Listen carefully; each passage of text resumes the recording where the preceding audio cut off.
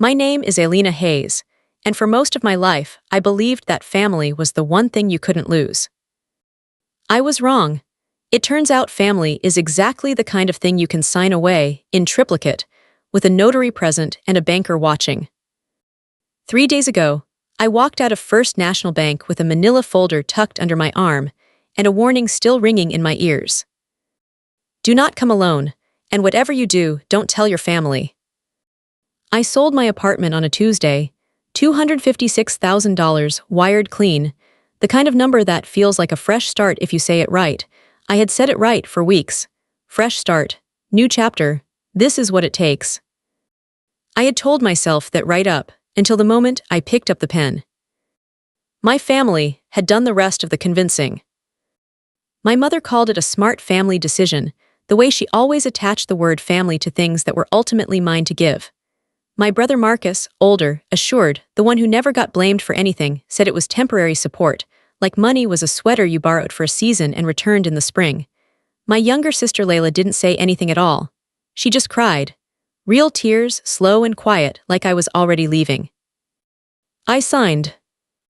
Not because I wanted to, because in my family, saying no had always cost more than saying yes. I grew up in a house that looked fine from the street. Sunday dinners, birthday cakes, a good school district, the kind of life that photographs well. Inside, things worked differently. Marcus got patience, I got standards. Layla got protection, I got the bill.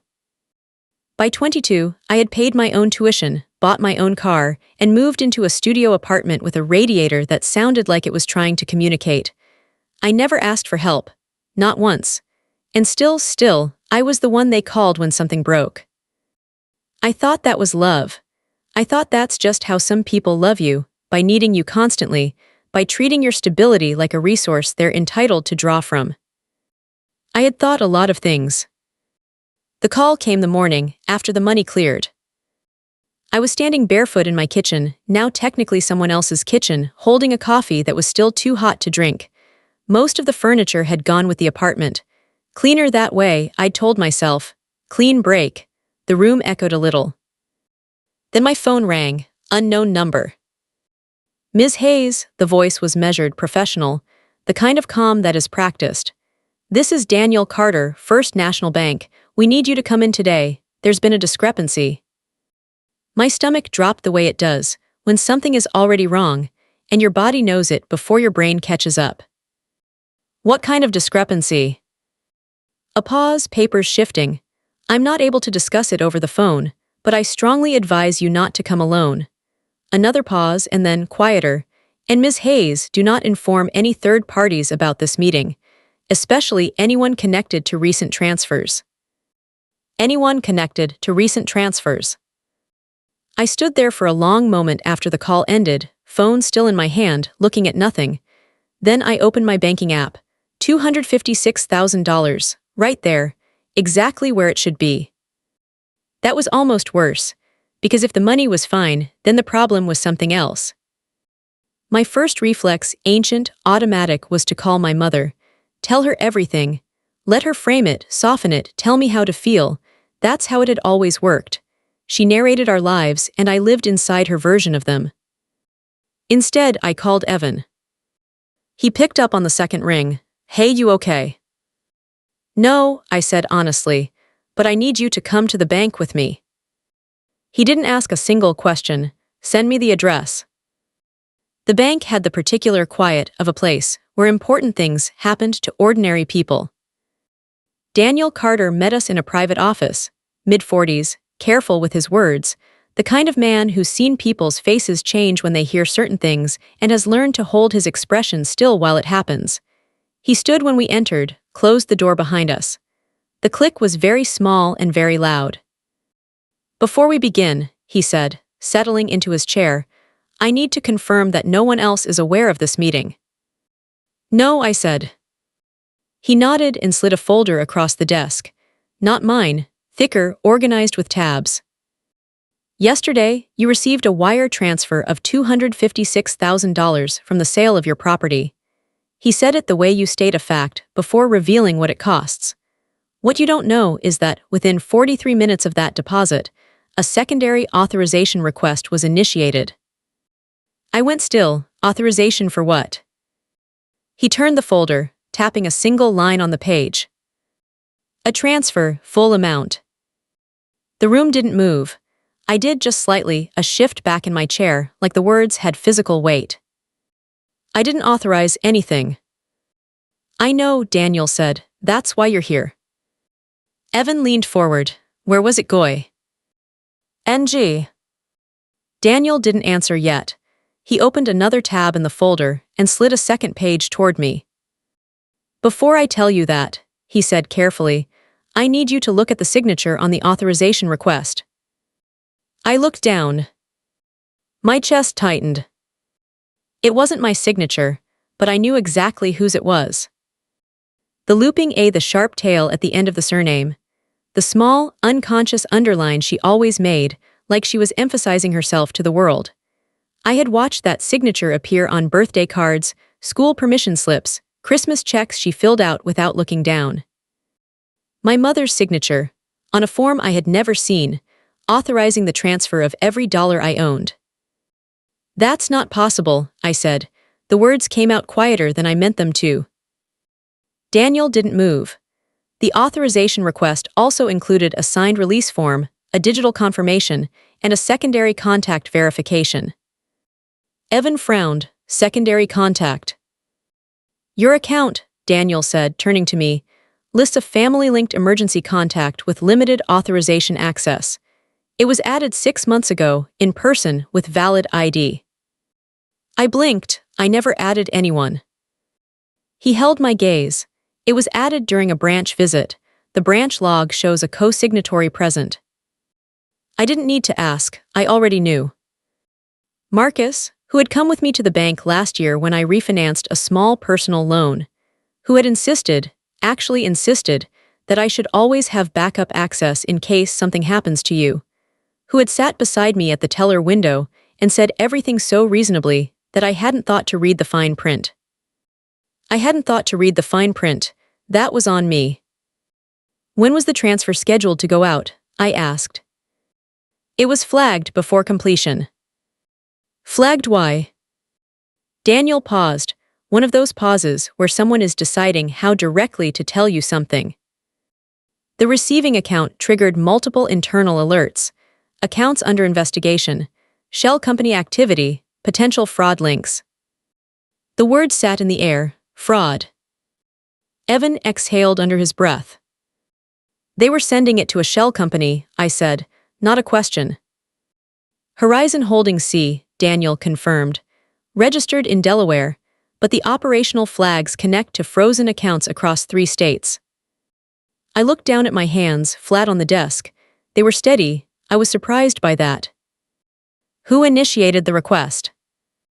The request originated from your account, Daniel said.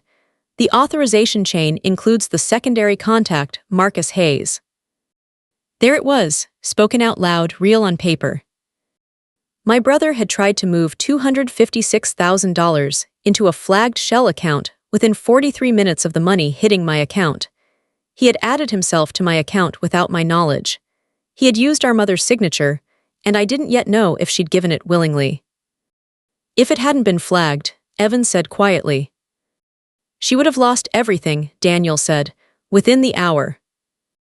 The silence that followed was a particular kind of silence, not empty, full.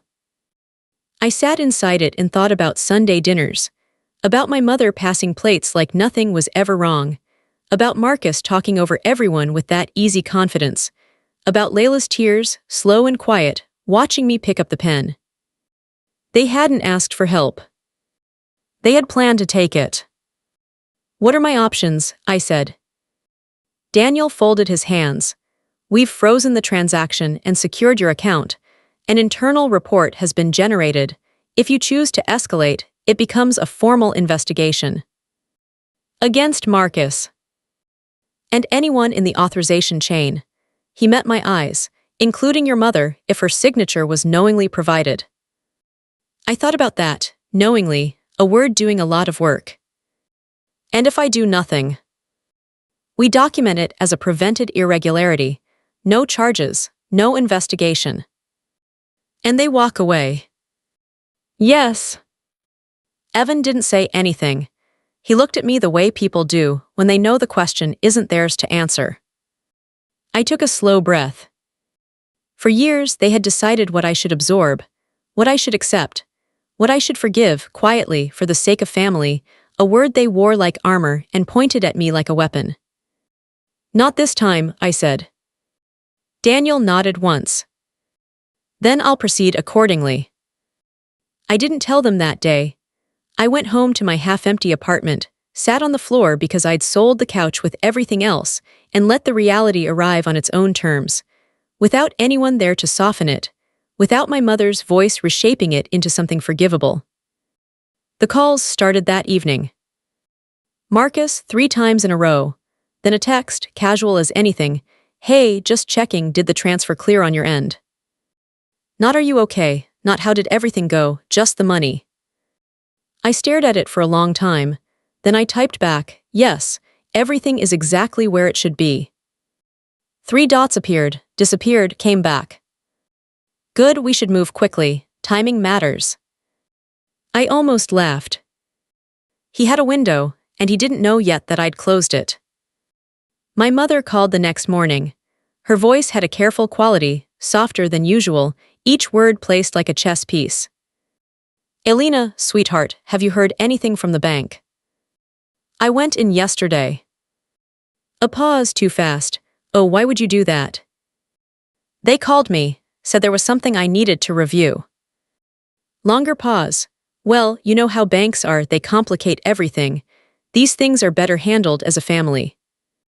As a family, she meant quietly, without records, without consequence, without anyone finding out. "I agree," I said.